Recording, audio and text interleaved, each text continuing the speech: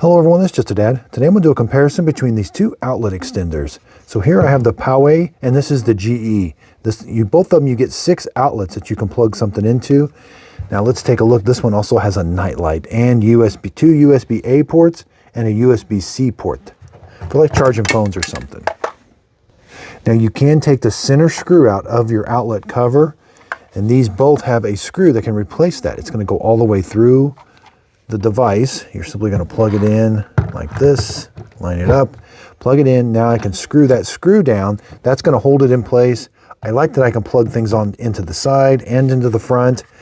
Now the GE has the same thing. It's got a screw that you can use to replace the screw in the cover. Here's what the back side looks like.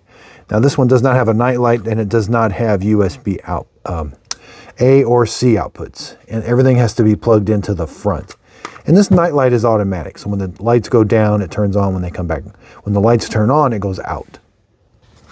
As you can see, the GE is not going to stick out of the wall as far, but everything has to plug straight into it. And here's what the back. Now you don't have to use that screw.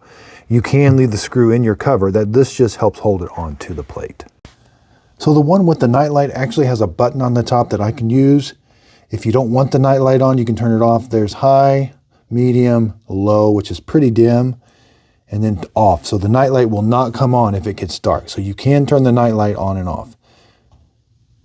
Again, there's high. So I hope this video helps. Thanks everybody for watching.